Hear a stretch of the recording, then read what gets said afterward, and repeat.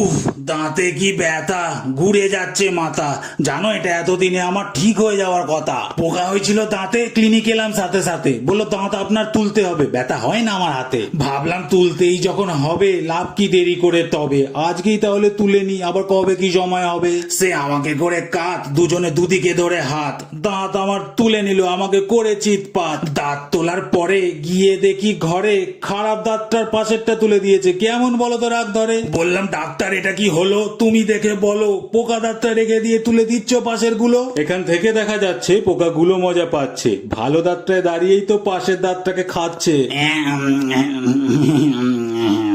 তাই ভালো দাঁতটা দিয়েছি তুলে, পোকা দাঁতটাও দেবো ফেলে। আপাতত ওটা বাঁধিয়ে দিচ্ছি, তুমি এক সপ্তাহ পরে এসো চলে। এলাম আজ আবার তাই, খুব কষ্ট ভাই, পোকা দাঁতটা আজ তুলতেই হবে, না হলে কোনো উপায় নাই। 9 নাম্বার আসুন, ঘরে গিয়ে বসুন। পোকা দাঁতটা আজ তুলেই দিই, গ্রহণ করুন আসুন। বেশি করে হাঁ করো, এই একে একটু ধরো।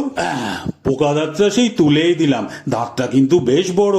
তোমরা যে যাই বলো, ডাক্তারের হাত কিন্তু ভালো, এত বড় দাঁতটা তুললো, একটু কি বোঝা গেল?